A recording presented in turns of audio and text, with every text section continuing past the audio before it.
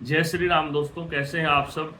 आज हम पितरों के लिए वीडियो बनाने के लिए आए हैं कि पितरों की पूजा में विशेष रूप से जो पिंडदान किया जाता है वो कहाँ पे करें, कैसे करें, क्या क्या विधान है। हमारी हर एक वीडियो में आपको शीघ्रता नहीं मिलेगी, कोई भी आपको मिलावट नहीं मिलेगी।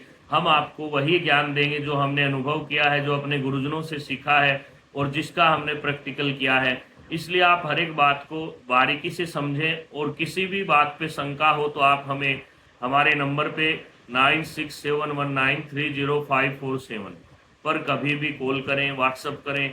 और अगर आपको कोई समस्या लग रही है तो आप अपना प्रश्न भेजें या जन्म का समय तारीख भेज करके आप हमारे व्हाट्सएप नंबर पर भेज करके उसका प्रेडिक्शन प्राप्त करें।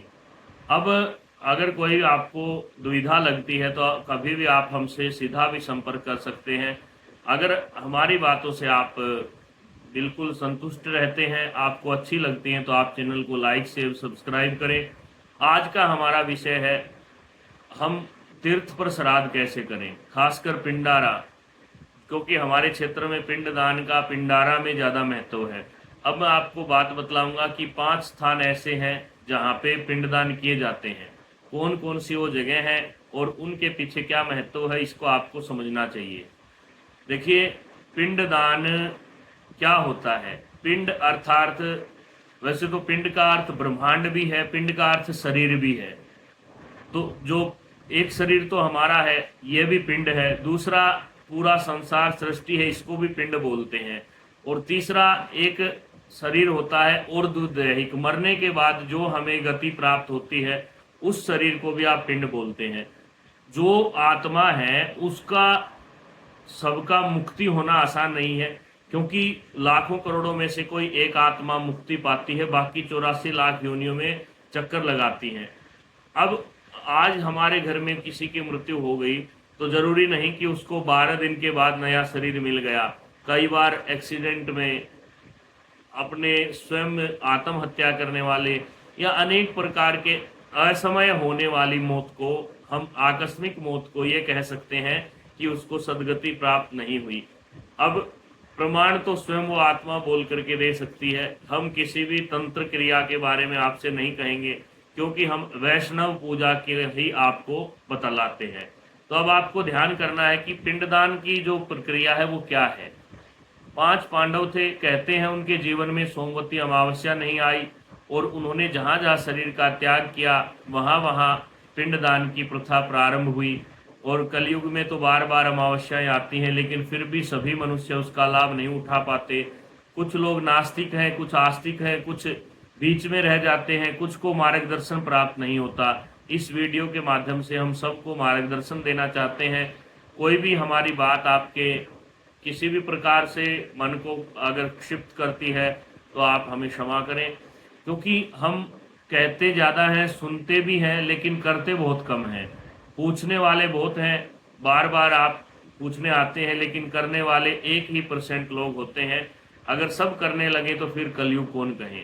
इसलिए मेरा आपसे यही निवेदन है कि जितना भी आप अगर किसी ब्राह्मण से पूछते हैं, याद रहे ब्राह्मण से ही आप सलाह लें, क्योंकि ब्राह्मण कौन है? जो ब्रह्म को जानता है, जो कर्मकांड करता है, जो यज्ञोपवीत रखता है, जो सुख दुख में सब जगह समान रहता है और जाति विशेष से कोई लेना देना नहीं। अब बात करें आप पिंडदान की, तो आप 5 स्थान हैं। कहाँ कहाँ पे हैं 5 स्थान? Number 1 Haridwar, number 2 Pushkar, number 3 गया जी, नंबर 4 पिहोवा और नंबर 5 पिंडारा। और कुरुक्षेत्र भी शायद पिहोवा वाले को ही कहते हैं। तो इनको आप 5 स्थानों को चिन्हित करें, इनमें से कहीं भी आप पिंडदान करने जाएं। अब उसकी क्या प्रक्रिया होती है? आपको चतुर्दशी के दिन से ही प्रसन्नता होनी चाहिए कि हमें पिंडदान करना है। तो आप एक पर्ची बनाएं, उस पर्ची के ऊपर आपको अपने, अगर पिताजी स्वर्गीय है तो उनका नाम लिखें, उनका गोत्र लिखें, पिता, दादा, परदादा, 3 पीढ़ी के ही पितृ योनि में होते हैं। उसके बाद तो वो विश्वदेव या देव रूप में चले जाते हैं। अगर आपके पिता जीवित हैं तो दादा, परदादा और आपके पिता के परदादा या आपके सरदादा, 3 पीढ़ी के नाम लिखें। दूसरी तरफ आपके नाना, पड़नाना, सड़नाना, उनकी पत्नियों के नाम और उनके गोत्र।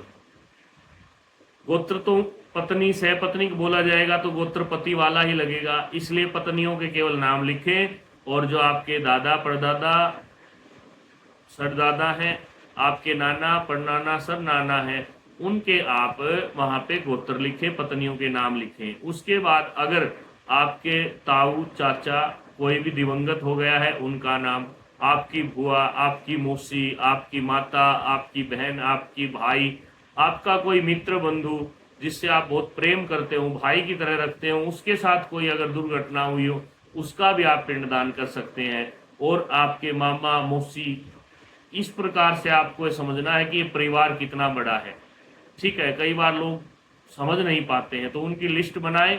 और जब भी आप पिंडदान करने जाएं तो सबसे पहले तो अपने कुल पुरोहित को लेकर के जाएं।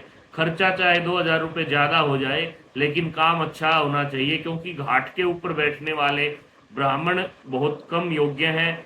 भले ही वो मेरे इस बात से नाराज हो जाएं, लेकिन मैंने स्वयं अनुभव किया है, वहाँ पे अनेक तरह के लोग बैठे हैं। उस चीज़ को हम वीडियो के माध्यम से नहीं बतलाएंगे, क्योंकि वह हमारे कर्म से जुड़ा हुआ है। लेकिन आप यही ध्यान रखें कि अपने विप्र को वहाँ पे ले जाएं। और इस प्रकार से जो भी सामान उनसे पूछ लें, जौ का आटा कितना चाहिए, काले तिल, चावल और गंगा जल या डाब, दूब, जितने भी रुई है, जनेऊ है, कच्चा सूत है, सब चीज़ें आप लिस्ट बना करके वहाँ पे ले जाएं और विधि विधान से पिंडदान करें। और घर से एक नारियल ले जाएं। उस नारियल को जब आप घर से लेकर चलते हैं तो आपको उसको माथे को लगाना है और ये कहना है, पितृदेव चलो आपको हम तीर्थ स्नान कराने ले चलते हैं। तो उस नारियल के द्वारा वह शक्ति आपके साथ जाती है। रास्ते में आपको ध्यान रखना है, गाड़ी में सीट छोड़े या न छोड़े, लेकिन आप उस नारियल को नीचे न रखें, या तो आप गोद में रखें, आप आजकल तो बैग है उसमें डाल के आप कमर को, उसको कमर पे टांग सकते हैं। तो इन छोटी छोटी बातों को ध्यान में रखते हुए आपको बड़ी खुशी खुशी जाना है। परिवार पूरा मिलके जाता है तो और भी अच्छा फल मिलेगा। आपके दादा परदादा का एक परिवार होता है, अगर वो सभी मिल करके जाते हैं तो और भी अच्छी बात है। और आप वहाँ पे जाइए, बड़ी श्रद्धा से तीर्थ को प्रणाम कीजिए। सबसे पहले किसी भी जगह पे आप नदी या कुएं में स्नान करते हैं तो वहाँ के जो देवता हैं उनको प्रणाम करें, और प्रणाम करने के बाद आप वहाँ पे स्नान करें। और स्नान करने के बाद बाहर आएं और बाहर आकर के आप विधि विधान से पिंडदान करवाएं। पिंडदान करने के बाद आप उस नारियल को भी स्नान करवाएं और वापस घर ले आएं। घर आकर के आप हवन कराएं, कुछ दान करें, गौदान करें, गौशाला में दान करें, ब्राह्मण को, भांजे को भोजन कराएं, या किसी जरूरतमंद अनाथ आश्रम, अनाथालय में आप दान करें। इस प्रकार से आप पिंडदान करें। यह है पिंडदान की विधि।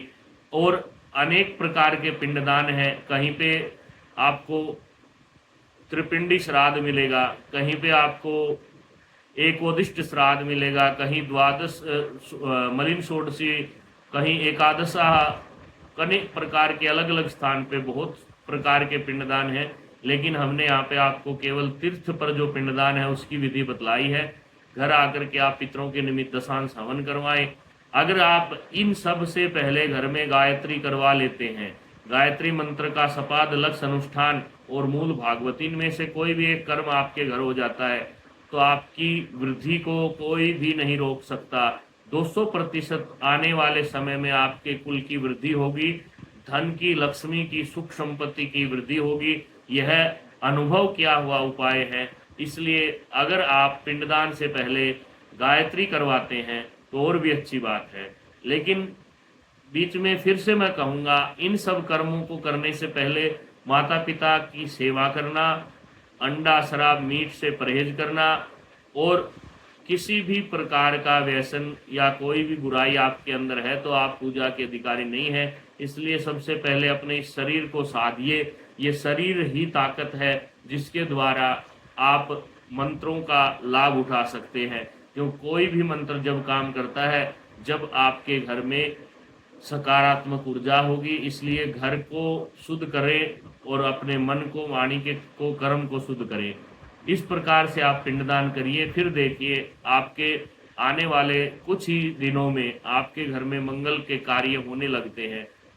इस प्रकार पिंडदान करें और ध्यान रहे वहां पे तीर्थ के ऊपर आप कोई भी वस्त्र न निचोड़ें। दूसरी बात, माताएं बहनें सवस्त्र स्नान करें और जरूरी भी नहीं है आप केवल वहां पे मानसिक शुद्धि के लिए 3 अंजुलि जल लेकर के अपने ऊपर छींटे दे सकते हैं, वह भी मानसिक स्नान आपको फल प्राप्त दान करेगा। तो इन छोटी छोटी बातों का आप ध्यान रखें। फिर भी अगर कोई शंका रहती है तो आप हमारे नंबर पे व्हाट्सएप करें, कॉल करें और किसी भी तीर्थ पे जाकर के आप तीर्थ श्राद्ध या तीर्थ पिंडदान करें। ये छोटी छोटी बातें ध्यान रखने की हैं। और अमावस्या वाले दिन घर आकर के हवन पूजन आदि करें, दान आदि करें, बहनों को बुआ को बुला करके उनको भी दान करें। और जो 3 चीज़ों का हमने निषेध बताया है उनका ध्यान रखें। तीर्थ के ऊपर न तो ज़्यादा हंसी मजाक करना चाहिए, न ही तीर्थ के ऊपर किसी भी प्रकार का वाद विवाद करना चाहिए। किसी से कोई गलती हो भी जाए तो आप क्षमा याचना करके वहां से चुपचाप आ जाए, ताकि आपका जो पुण्य है वो कहीं कम न हो। रास्ते में अगर आप चाय पानी पीते हैं, भोजन करते हैं, तो आप अपने पितरों के निमित्त एक चाय किसी दूसरे को दान करें। अगर वहां पे कोई पीने वाला नहीं है तो जमीन पर छिट्टे दे करके आप खुद भी पी सकते हैं। लेकिन कम से कम ये याद रहे कि नारियल हम जो निमंत्रण के लिए या पितरों को लेकर के आए वो हमारे साथ है, क्योंकि नारियल को द्विज कहा है, नारियल के अंदर शक्ति समाहित होती है। इन सब बातों का ध्यान रखते हुए आप पिंडदान करें, आपको जरूर फल मिलेगा। धन्यवाद। जय श्री राम।